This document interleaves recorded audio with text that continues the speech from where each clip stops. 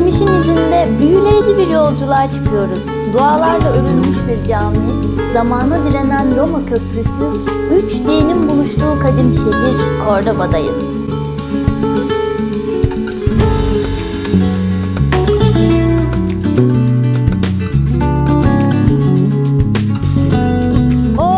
Herkese merhaba, ben Büşra, kanalıma hoş geldiniz arkadaşlar. Bugün Endülüs'ün eski başkenti Cordoba'dayız. Biz ufak bir Endülüs turu yapacağız. Yanımızda Türkiye'den arkadaşlarımız da var. Cordoba ile başladık ve birkaç şehir gezeceğiz. Bu videolarımız seri şeklinde peş peşe gelecek. O yüzden takip etmek istiyorsanız abone olmayı, bildirimleri açmayı ve bu video için beğen tuşuna basmayı unutmayın. Haydi gelin videomuza başlayalım.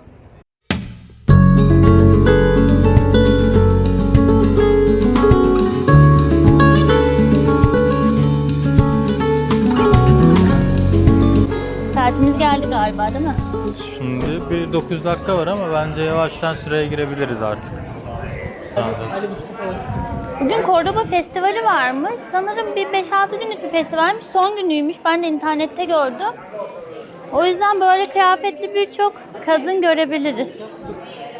Şimdi biletlerimizi okuttuk. Caminin içine giriyoruz. Bakalım, heyecanlıyız. Uhu. Çok iyi. 856 tane kolon varmış burada. 856. Arkadaşlar, Cordoba'nın en turistik eserinin içindeyiz. Kurtuba Camii'deyiz. Meskite katedral olarak geçiyor. Aslında bizdeki Ayasofya gibi düşünebilirsiniz. Burayı önce 785 yılında Müslümanlar inşa ediyor ve cami olarak kullanmaya başlıyor. Fakat Endülüs bölgesinin artık Hristiyanlar tarafından fethedildiği 13. yüzyılda burası tamamen korunuyor. Yani cami mimarisi ve Müslüman mimarisi burada korunuyor. Fakat katedrale çevriliyor ve Hristiyanlar için bir ibadet yeri oluyor. Günümüzde hem İslamiyet etkisini hem de Hristiyan etkisini aynı yapı içinde görebiliyorsunuz. O yüzden aslında bizdeki Ayasofya'ya benzettim. Şimdi birlikte gezelim arkadaşlar. Şimdi bir tane altın mihrap varmış, onu arıyoruz. Müslüman döneminden son derece korunarak günümüze gelmiş iki yapı var aslında. Birincisi dışarıda göreceğimiz minare. Minarede sadece çan en üstüne eklenmiş Hristiyan etkisiyle, ama tamamen yapı Müslüman etkisiyle yapılmış, Müslüman mimarisiyle yapılmış. İkinci olan ise içeride altın mihrap hala korunuyormuş. O da çok gösterişli olduğu söyleniyor. Şimdi içeride onu arıyoruz. Evet, ve ben gözüm ileriye takıldı. Çok güzel ya, büyülenmemek elde değil. Girdiğimde bir hayal kırıklığına uğrayacak mıyım dedim. Önce küçük zannettim çünkü. Ama hayal kırıklığına uğramıyorsunuz. Cordoba o dönem İslam dünyasının batıdaki en güçlü ve en zengin başkentlerinden birisi haline geliyor. Binlerce ciltlik kitapların bulunduğu kütüphaneleri, medreseleri, hastaneleri, hamamları ve su şebekeleriyle Avrupa'nın en gelişmiş şehirlerinden birisi olmuş burası. 756 yılından 1031 yılına kadar yaklaşık 275 yıl boyunca Endülüs'ün başkenti olarak kalmış. Şimdi Ali altın mihrabı bulmuş, oraya mı gidiyoruz? Evet, Görünüyor mu buradan? Çok gözüküyor. Çok zor olmadı çünkü herkes, bütün tur rehberleri onun önünde anlatıyor. Ve buranın gerçekten en önemli yapısıymış. Merak ettim. Ben o sırada başka Kubbesi yerdeydim. sekizgen şekilde, yıldız şeklinde ve kıbbe duvarına bakıyormuş.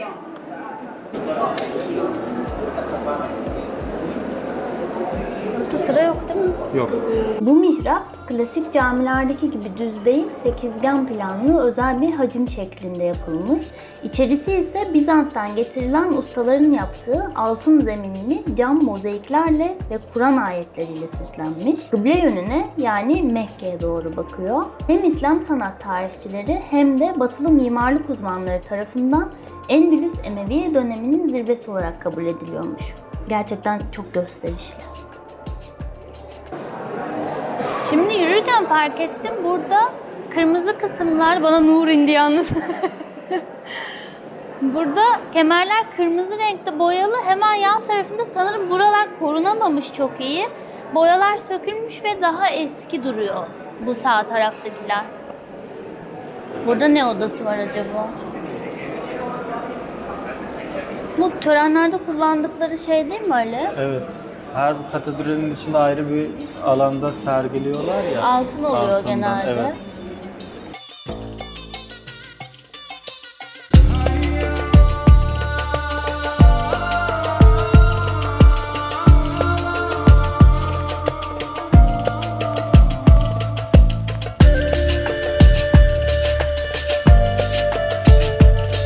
O alanda genel olarak restorasyon sonrasında bence kurtarılmış orijinal parçaları vitrinlerde saklıyorlar. Mesela şu tarafta küçük tabletler halinde Arapça yazılı parça var. Diğer taraflarda daha büyük parçalar da var. Merak ettim.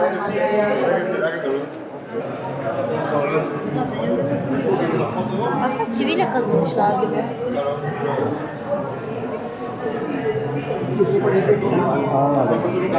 Ha, bunları en azından sergiliyor olmaları bence güzel. Bence de güzel. Caminin bulunduğu mahalle de Yahudi mahallesi olarak Evet. geçiyor. Aslında o yüzden çok güzel. Yani üç dinin buluştuğu, Roma köprüsü var mesela.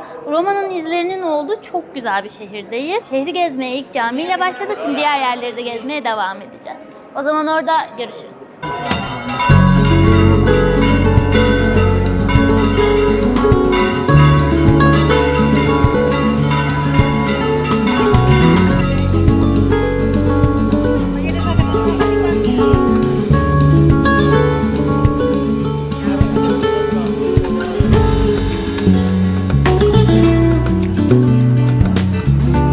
Kurtuba Camii'nden çıktık. Kamera şarjı olurken hemen bir karnımızı doyurduk, kahvaltımızı yaptık. Şimdi sokaklarda yürümeye başladık. Caminin bulunduğu bölgeye Huderiye Mahallesi diyorlar. Aslında Yahudi mahallesi. Zamanında Yahudi nüfusunun çok yoğun yaşadığı bir mahalle. Beyaz evler, çiçekli evler, eğlenceli sokaklar var burada. Şu anda bulunduğumuz bir avluya çıktık ama genelde dar sokakları var. Beyaz badanalarıyla ve önlerindeki çiçekleriyle ünlü. Hatta bu binaların içlerindeki avlulara giriyorsunuz ve o çiçekleri gezebiliyorsunuz, o çiçekli avluları. Bunlara da patios deniyor. Umarım bugün girebilirsek onlardan da bir tanesine gireceğiz. Bu arada Patios Festivali varmış ve Mayıs ayında oluyormuş bu festival. Bugün son günü bu festivalin. O yüzden sokaklarda böyle Kordoba kadınlarını geleneksel kıyafetlerini giymiş ve geziyor bir şekilde görebiliyoruz zaman zaman. Size de illa denk gelir göstereyim. Bu arada UNESCO Dünya Miraslar Listesi'nde soyut miraslar olarak o kategoride bu festivalde yerini almış durumda. Aslında dünyaca da ünlü bir festival. Ya onu ben de bilmiyordum.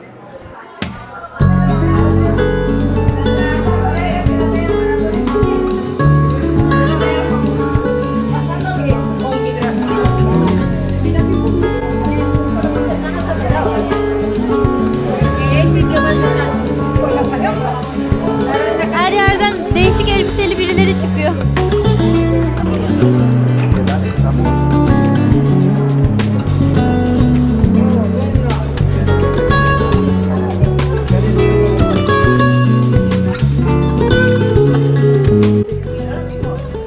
Şimdi bu Huderiye Mahallesi'nde her yerde çiçekli avlular ve evler var. Ama özellikle Calle de las Flores sokağı var burada, yani çiçek sokağı var. Önünde de zaten herkes bakıyor, nasıl bir yer biz de merak ettik, hadi girelim. Merak ettim. Herkes sıralanmış, daracık bir fotoğraf sokak. sırası mı? Evet, fotoğraf sırası var, bayağı kalabalık. Fotoğraf sırası var gerçekten. Ama geçmek isteyen geçemez ki böyle. Öyle yürüyorlar herhalde. Yürüyelim. Geç geç sen, bak geçenler de var.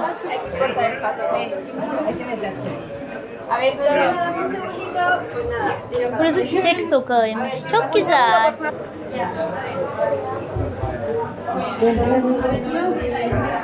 Böyle sıra oluyor ve böyle çekiyorsunuz. Seni burada çekeyim mi hemen? Bir de seni tek çekeyim. Sokak o kadar kalabalık ki. Bu arada otellerden, dükkanlardan çıkanlar da sokağa çıkıyor. Fotoğraf çekilenler var. Normal yürümek isteyenler var. Resmen burada bir trafik var. Aslında trafik lambası lazım Ali. Gerçekten öyle. Ama çok güzel. Turlar da geliyor.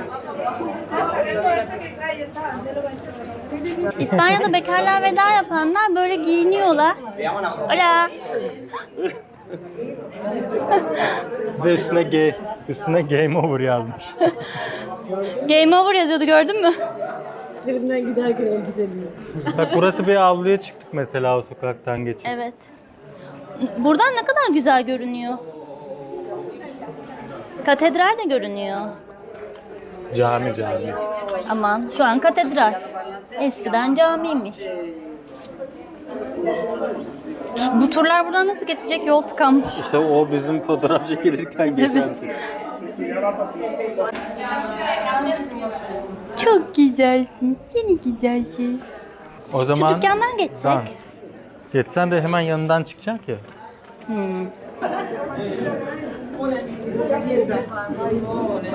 C'est que des fleurs en date. J'enlève mes fleurs par exemple.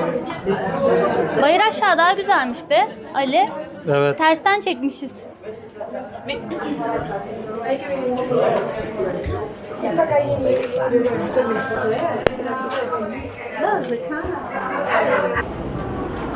Arkadaşlar merkezde, şehir merkezinde gezerken zaten caminin bulunduğu alanda Huderiye Mahallesi'nde çok önemli bazı noktalar var. Şu benim en çok dikkatimi çekti. Burası 3 dinin de ciddi şekilde merkezi olmuş bir şehir. Huderiye Mahallesi de UNESCO Dünya Miraslar Listesi'ne girmiş bir mahalle. Bunun sebebi 10. yüzyılda Yahudi topluluğunun İspanya'da yaşayan, burada bilimin ve tarihin yani Yahudi biliminin ve ilminin merkezi olduğu söyleniyor.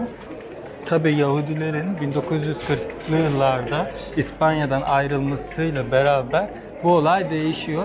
Orta Çağ'dan kalmış Endülüs'teki tek sinagog burada yer alıyor. Aynı zamanda Seferat Yahudileriyle ilgili anıların bulunduğu bir müze de var burada. Aslında camiden bahsederken, Hristiyanlıktan bahsederken Yahudiliğin de ciddi hüküm sürdüğü mahallede üçüncü dini de tamamen burada hissedebiliyorsunuz. Bu anlamda gerçekten Cordoba çok güzel bir şehir olmuş. Evet. Eziliyordum.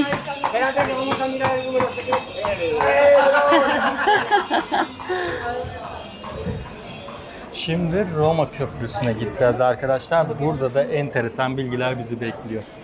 Cordoba'daki Roma Köprüsü'nün üstündeyiz. Şehirde kültür veya miras bitmiyor arkadaşlar gerçekten Cordoba. Roma Köprüsü şu an üstünde bulunduğumuz milattan önce arkadaşlar 1. yüzyılda yapılıyor. Romalılar tarafından yapılıyor. Endülüs Emevileri buraya geldiğinde bu köprüyü restore ediyor 8. yüzyılda. 13. yüzyılda da Hristiyan etkisiyle bu köprü tekrar revize ediliyor. Sonra da günümüzde trafiğe kapatılıyor. UNESCO mirası olarak devam ediyor. 9 metre eninde 247 metre boyunda yanlış hatırlamıyorsam 16 tane 19 taneye yakın kemerden de oluşuyor. Dışarıdan görüntüsü çok daha gösterişli. İki yakayı birbirine bağlıyor. Çok güzel bir Roma mimarisi, dipdiri canlı. Bugün 2025'te hala köprü görevi görüyor diyebilirim. Yandım, kavruldum. Aşırı bir sıcak var. Evet. Endülüs sıcağı var. Fas sıcağı, çöl sıcağı var. Onları bıraktım. Köprüde biraz daha takılacaklar.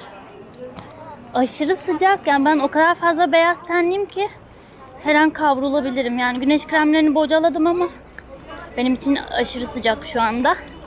Gölgeye kaçacağım. Sizinle o sırada köprüye uzaktan bakalım.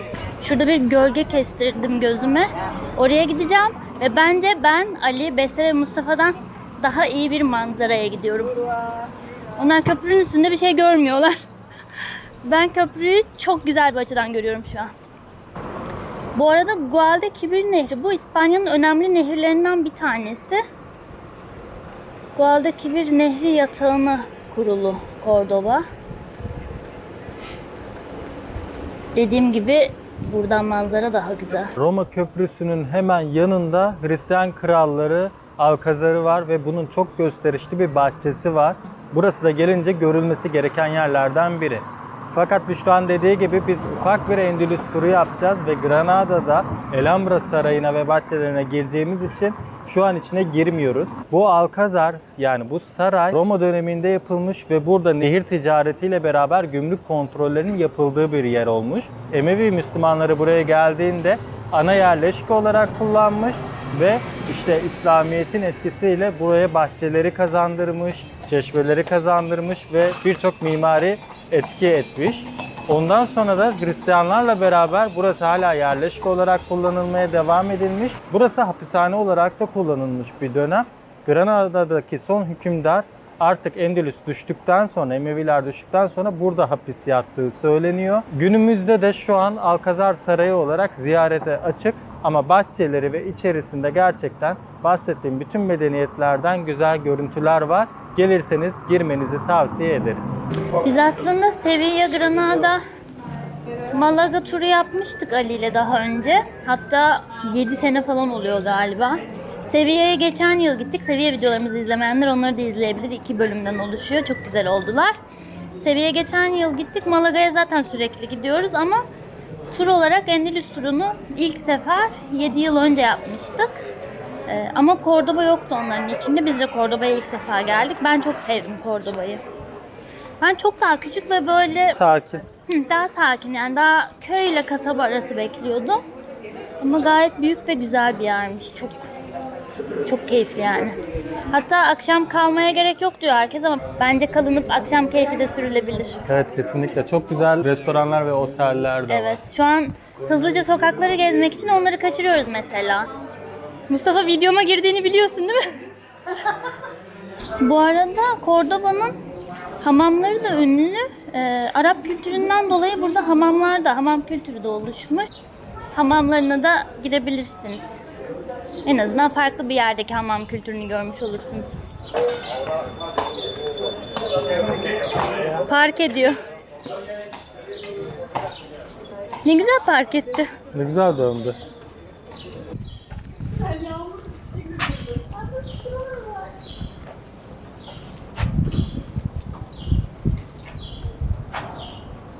Şimdi avluların olduğu yerde aslında avlu arıyoruz girebileceğimiz ama saat maalesef siesta saatine denk geldik. Hatta şimdi burada çok güzel bir ev var. Duvarı da çok hoş bir detay yapmışlar. Dede ve torunuyla beraber. Şimdi buraya geldiğimizde buraya patios, yani patio aslında avlu demek. Avluların rotası bu şekilde adlandırılıyor. Ve saatleri de yazmışlar burada. Saat 10 ile 2 arası, 5 ile 8 arası giriş yapılabiliyormuş. Hatta şurada pazar öğleden sonra da kapalı olduğunun detayı var. Bu şekilde 1, 2, 3 diye avlular numaralandırılmış. Hatta biraz önce geçtiğimiz avluda da seneler boyunca ödül almış. 1. 2. 3. avlu olmuş. Bunlar da kendi arasında yarışıyor. Orada da bayağı ödüllü bir avlu var ama içerisini maalesef göremedik. Umarım açık bir tanesine denk geliriz. Şimdi o yüzden biz rota boyunca avlanmaya devam edeceğiz. Tabiri caizse tam olarak bu. Şu an açık avlu arıyoruz. Bakalım. Bu arada bizim vaktimiz olmadığı için girmeyeceğiz ama burada atlı flamenko şovlar da oluyor Cordoba'da. Ve bu şovlar bayağı ünlü ve gösterişli. Eğer izlemek isterseniz bu şovları da izleyebilirsiniz. Sanırım Arana gibi bir yerde oluyor. Tam emin değilim. Ben videolarını izlemiştim. Onlar da çok güzeldi. Birçok yer aradık. Sıcağın alnında dolaştık. Her yer siestadan dolayı kapalı. Burayı açık bulduk ama burası Endülüs mutfağı değil, biraz Fas mutfağı. Hemen ne söylediğimizi gösterelim. Meze söyledik ortaya.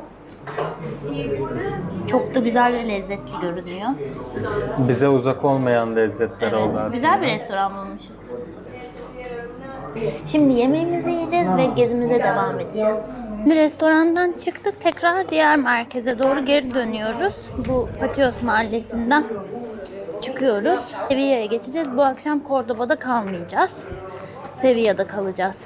Cordoba'yı ziyaret edenlerin birçoğu Cordoba'ya bir gün yeter diyor.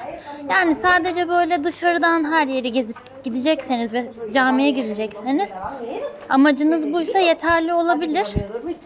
Ama biz genelde Ali'yle müzeleri vesaire gezmeyi de sevdiğimiz için burada gezilecek bir sürü müze de gördük ve akşam yine bu mahallelerin keyfi sürülüp işte o patios avlularında oturup çiçekli avlularında bir şeyler içip keyif yapılabilir ve o atlı gösteri izlenebilir. O yüzden bir gece kalınabilir bence. Yani 1,5 gün. Ertesi günde yarım gün yeterli. Öyle bir öneri de yapayım size.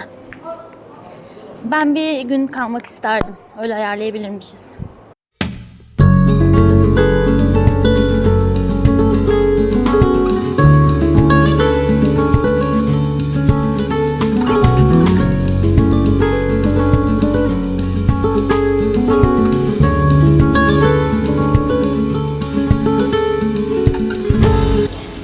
arkadaşlar, bugünlük videomuzun sonuna geldik. Biz Cordoba'yı diğer tüm Endülüs şehirlerinin olduğu gibi çok sevdik. Umarım sizler de videomuzu beğenmişsinizdir. Videomuzu beğendiyseniz lütfen beğen tuşuna basmayı unutmayın. Her videomda söylüyorum ama bu gerçekten benim için çok önemli. Bizim sonraki durağımız Sevilla, sonra Granada'ya gideceğiz. Oradan da Malaga'ya uğrayacağız. Yani 3 ayrı şehirden daha video gelecek. Diğer videolarımızın da beğeneceğinizi düşünüyorum. O yüzden hemen abone olup bildirimleri açmayı unutmayın. Bir sonraki videoda görüşmek üzere. Hoşça kalın.